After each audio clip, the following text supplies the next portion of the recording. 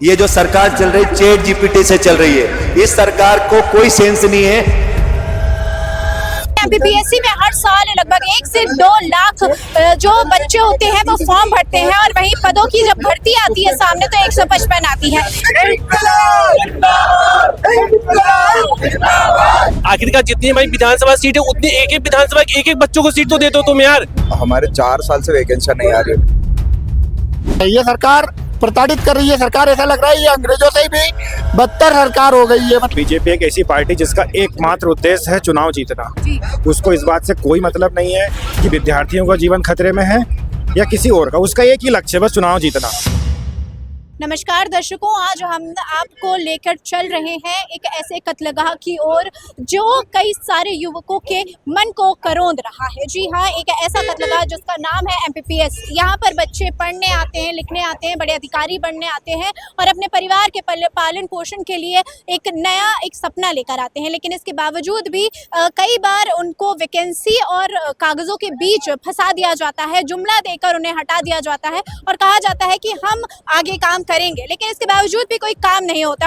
हम अब बात करेंगे कई सारे छात्र छात्राओं से जो कड़कती हुई ठंड में, आप देख सकते हैं कि मैं भी स्वेटर पहनी हुई हूँ, काफी कड़कती हुई ठंड है, इंदौर में शीत लहर चल रही है। इसके बावजूद भी यहाँ पर प्रशासन की नरमी नहीं देखी जा रही। इसके बावजूद भी इन बच्चों की आवाज उन तक नहीं पहुँच पा रही जहाँ तक इन्हें पहुँचनी चाहिए थी।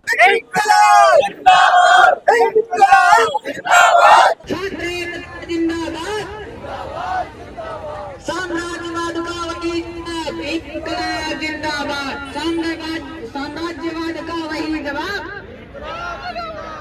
हमारा आज से तीसरा दिन है आंदोलन का और हमारे अभी तक जो आयोग से अभी तक कोई जवाब नहीं आया, वरना के कोई सुनवाई हुई है।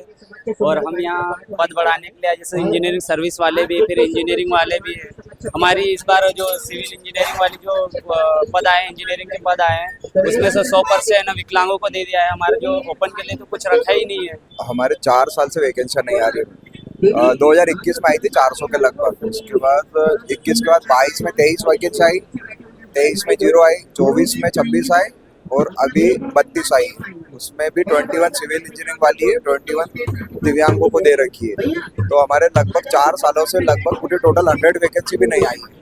4 साल से तैयारी कर रहे हैं पूरी, और कॉलेज वगैरह की फीस भर रहे हैं, हर चीज कर रहे हैं, पूरी मेहनत कर रहे हैं, पर वैकेंसी ही नहीं आ रही है। तो हम क्या करेंगे? आप भी इंजीनियर के ही एस्पिरेंट? नहीं, मैं एमपीपीएससी का स्टूडेंट। एमपीपीएससी का। तो भैया आप कब से इस काम मतलब एग्जाम के लिए प्रिपेयर कर रहे हैं? मैं पिछले 4 सालों से एग्जाम के लिए प्रिपेयर कर रहा हूँ। आप ग्रेजुएट हैं? हाँ, मैं ग्रेजुएट हूँ। तो आपको क्या लगता है कि हमारे सरकार जो है वो क्या ऐसी कमी ला रही है, क्या ऐसा काम है कि इसकी वजह से इतने सारे बच्चे लगातार फॉर्म भरते हैं, एग्जाम देते हैं, लेकिन बेरोजगारी का दर वही है, बढ़ता ही जा रहा है। वहीं अगर हम देखते हैं कि एमपीपीएससी वाले छात्र हैं तो 1.5 लाख से 2 लाख फॉर्म भरते हैं, वहीं 155 जितना ऐसे बूंद के हिसाब की वैकेंसी आती है। और अगर वहीं हम किसी वैकेंसी के बाद अगर ऑफिसर अधिकारियों की बात करते हैं तो गिनती के 2-4 अधिकारी हमें ग्राउंड पर दिखते हैं और वहीं हमें लगता है कि हमें अधिकारियों की आवश्यकता है, क्योंकि वही काम करेंगे, जन समस्याओं को वही समाधान लेकर आएंगे। लेकिन इसके बावजूद भी इतनी कमियां। मैम, पिछले 3 सालों से हम लोग देख रहे हैं लगातार पदों की संख्या घटती जा रही है। इससे पहले जब आई थी तो 427 पोस्ट आई थी 2022 में। उसके बाद से लगातार गिरती गई है पोस्ट की संख्या। ये मोहन सरकार का एक खोखलापन सामने आ रहा है। हम देख सकते हैं कि यहाँ पर 1 नहीं 2 नहीं बल्कि 100 की तादाद में बच्चे हैं जिनकी मानसिक स्वास्थ्य पर भी प्रभाव पड़ रहा है। यह कत्लेआम है उनके सपनों का, उनके छोटे छोटे शहरों से आए जो अधिकारी बनना चाहते थे, लेकिन आज वे यहाँ पर कड़कती हुई ठंड में, कड़कड़ाती ठंड में इस टेंट के नीचे बैठे हुए हैं, केवल और केवल इसका आस लगाए कि आयोग से कोई आदमी आएगा और उनकी बात सुनेगा और उनके काम करेगा। 155 पदों पर 700 की मांग कर रहे हैं ये छात्र। इनकी मांग जो है ये जायज भी है, क्योंकि हम देख सकते हैं कि एमपीपीएससी में हर साल लगभग 1 से 2 लाख जो बच्चे होते हैं वो फॉर्म भरते हैं और वहीं पदों की जब भर्ती आती है सामने तो 155 आती है। वहीं जब हम बात करते हैं किसी भी नाकामी की तो नगर निगम हो या कोई और, हर कोई ये कह देता है कि हमारे पास अधिकारी नहीं है, हमारे पास अधिकारियों की कमी है। लेकिन जब इतने सारे छात्र अधिकारी बनने के लिए तैयार हैं, तत्पर हैं, और ये वे छात्र हैं जो सीरियसली इस पेपर के लिए तैयारी कर रहे हैं, जिनके पास एग्जाम शीट है, जिनके पास पेपर है, जिनके पास इनकी आंसर शीट है, जिन्हें ये पारदर्शिता के रूप में नहीं दिखा रहे हैं। उसके बावजूद भी ये देखा जा सकता है कि सरकार प्रशासन अमूक बने हुए बैठी हुई है, ना उन्हें इन छात्रों से कोई फर्क पड़ रहा है और ना ही वे चाहते हैं कि हमारे देश का युवा कुछ ऐसा कर जाए कि वे भी कभी चाइना और जापान जितना विकसित बन सके। हम बात करेंगे और भी छात्रों से कि वे लगातार मांग कर रहे हैं, कड़कती हुई ठंड में शीत लहर चल रही है, लेकिन इसके बावजूद भी इनके जो सपनों का कफन बनाया जा रहा है, वे इस बात पर सरकार से क्यों इतने गुस्सा है और वे क्या बात चाहते हैं। पिछले 3 साल से 100 सीट, 110 सीट, 150 की वैकेंसी आ रही है। आखिरकार जितनी हमारी विधानसभा सीट है उतनी एक विधानसभा एक बच्चों को सीट तो दे दो तुम यार।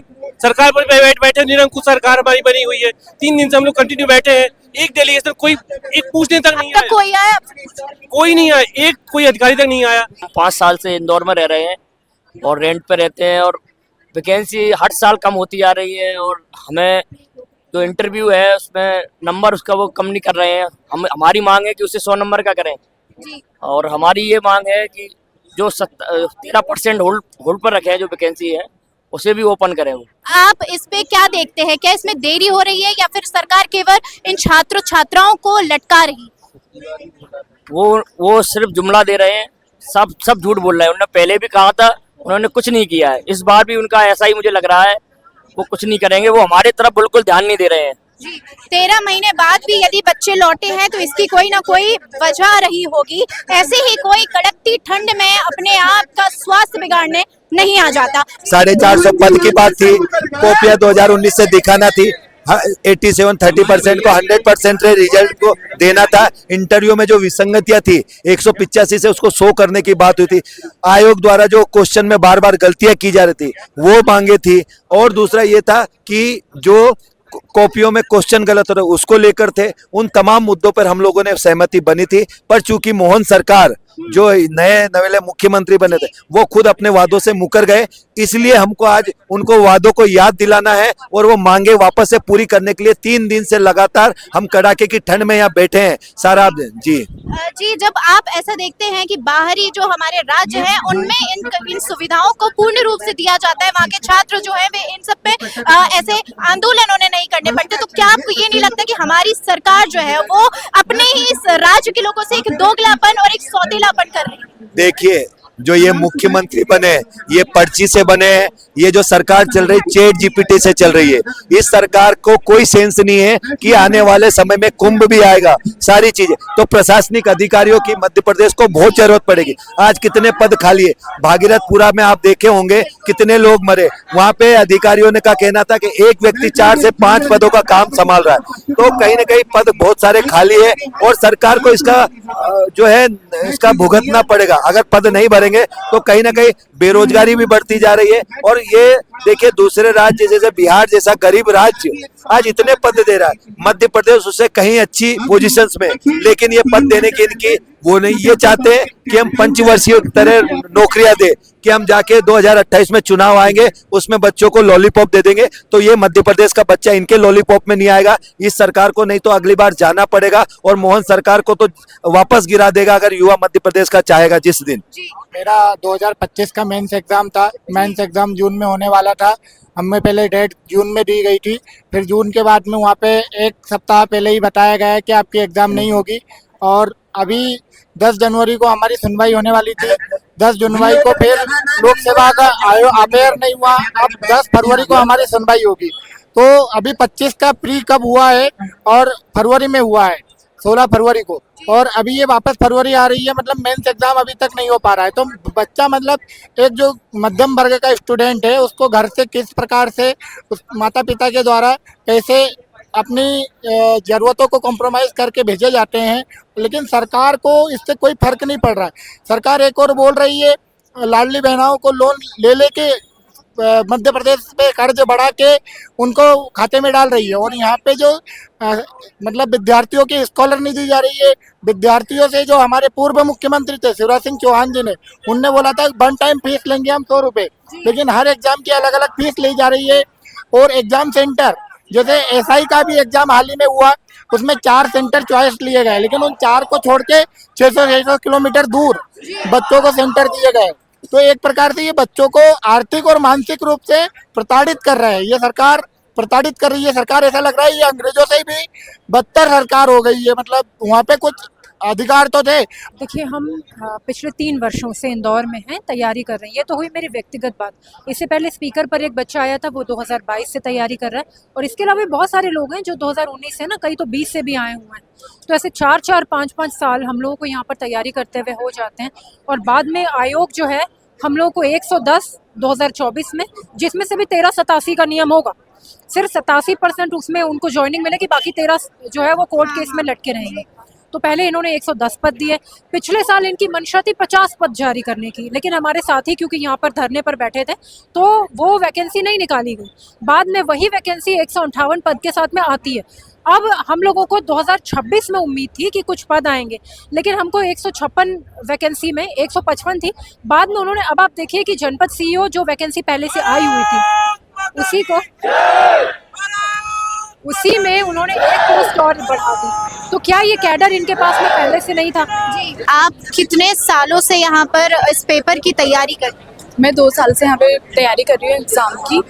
पिछली बार हम लोगों ने जब प्रोटेस्ट किया था, हमने उम्मीद की थी कि काफ़ी सारी चीज़ें, मतलब जो हमारी मांगे थी वो पूरी हो जाएगी, पर हमें फिर से प्रोटेस्ट इसलिए करना पड़ा क्योंकि उन लोगों ने बदलाव किए। मानते हैं सकारात्मक बदलाव नहीं थे, पर वो क्योंकि हम लोगों ने उम्मीद की थी पोस्ट से सबसे ज़्यादा कि वो पोस्ट बढ़ा देंगे, पर उन्होंने पोस्ट नहीं बढ़ाई। सबसे पहला ये था, उन्होंने माइनस मार्किंग करके और बाकी चीज़ें जैसे सेंटर में बदलाव किए, ये सब चीज़ें हमने एक बार मान ली कि ठीक है, पर पोस्ट इतनी कम है और बच्चे इतने ज़्यादा फॉर्म भरते हैं। सबसे ज़्यादा परेशानी हमें इसीलिए हो रही है। जी, यहाँ पर आप 2 साल से रह रहे होंगे, लगभग लाखों की फीस भी आपको कोचिंगों में देनी पड़ती होगी, लेकिन जब आप ये देखते हैं कि हर साल की तरह इस साल भी 155 सीट पर आकर एमपीपीएससी रुक गया है, कहता है कि हम भर्ती लेकर आ रहे हैं, कांस्टेबल की एसआई की भर्ती हम लेकर आ रहे हैं, तो क्या आपको लगता है कि ये केवल और केवल एक रेवड़ी, एक कटोरा हलवा पकड़ा देते हैं कि ये सिर्फ इनके लिए है और बच्चे उतने में ही खुश हो जाते हैं? हाँ बिल्कुल, दिखता है, सामने दिखता है कि वो ऐसा कर रहे हैं कि हमें ऐसे मतलब कटोरा परोस दिया गया है,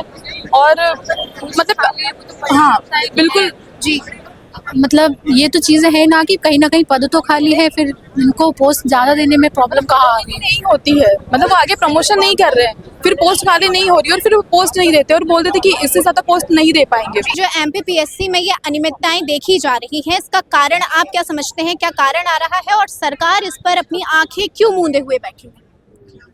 देखो मैडम, ऐसा है, सारा खेल होता है बजट का। मुझे लगता है सरकार अपना बजट कहीं और डाइवर्ट कर रही धीरे धीरे।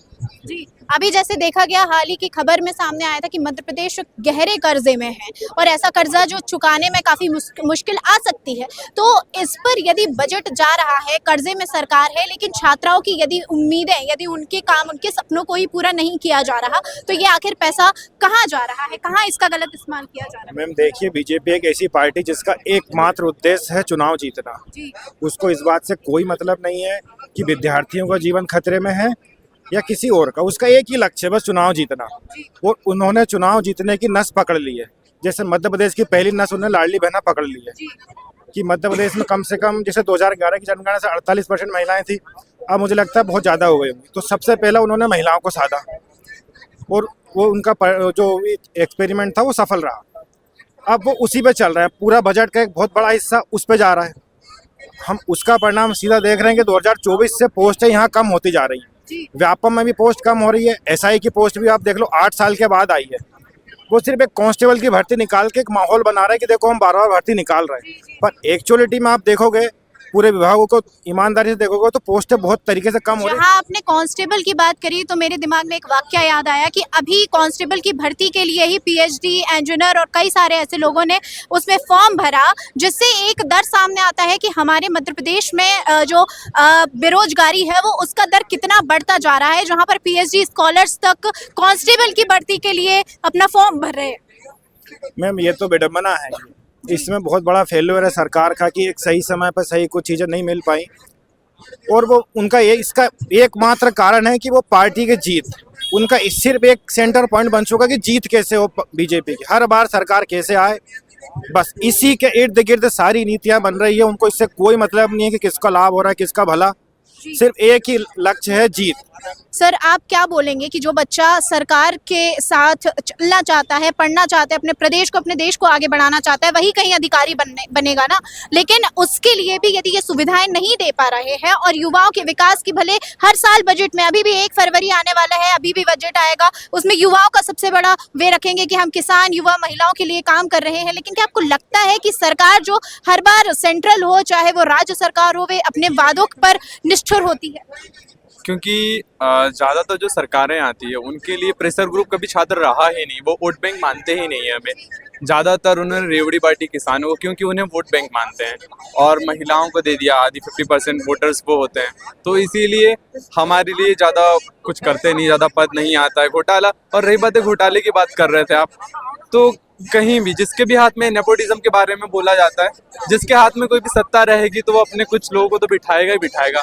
हम इसलिए बुरा मान रहे क्योंकि हमारे हाथ में नहीं है, हमारे साथ नहीं हो रहा है नेपोटिज्म, बस यही फिलॉसफी है। ये आवाज थी उन छात्रों की जो लगातार उठा रहे हैं अपनी उम्मीद, अपने हक के लिए, लेकिन यहाँ पर लगता है प्रशासन आंख मूंदे हुए, अपने कानों में रुई डाले हुए बैठा हुआ है, क्योंकि उसे फर्क ही नहीं पड़ता, और वे ऐसे शब्द बोल देंगे अभी मीडिया के सामने जब उनसे सवाल किए जाएंगे कि जिस पर पराकाष्ठा भी नहीं की जा सकती कि एक राजनीतिक मंत्री किसी व्यक्ति से ऐसा कुछ भी बोल सकता है। हम देख सकते हैं यहाँ पर इतने सारे सैकड़ों की तादाद में छात्र मौजूद हैं, लड़ाई कर रहे हैं, यहाँ पर एमपीपीएससी के ऑफिस के सामने कड़कती हुई ठंड में बैठे हुए हैं। इसके बावजूद भी यहाँ पर कोई जिम्मेदार व्यक्ति नहीं है जो अब तक आया हो। यह कह सकते हैं कि यहाँ केवल जुमला दिया जा रहा है। कफन जिस पर वे बैठे हुए हैं लगातार उनसे बाहर निकलने की कोशिश कर रहे हैं, लेकिन छात्रों की कोई बात नहीं सुन रहा। शर्म आती है ये कहते हुए कि जिस स्टेट को, जिस राज्य को टाइगर स्टेट कहा जाता है, वहाँ के छात्रों की ऐसी हालत है जो चूहे की तरह बेल से निकलकर अपनी आवाज कर रहे हैं, लेकिन यहाँ पर जो सरकार के अधिकारी हैं, जो सरकार की जो प्रशासन है, वो उनको दबाने में लगे हुए हैं। हम बात कर रहे हैं बतंगड़ से। ऐसी ही रिपोर्टों को जानने के लिए जुड़े रहिए हमारे साथ। मैं श्रुति जैन, मेरे साथ कैमरामैन नमन जाधव। नमस्कार।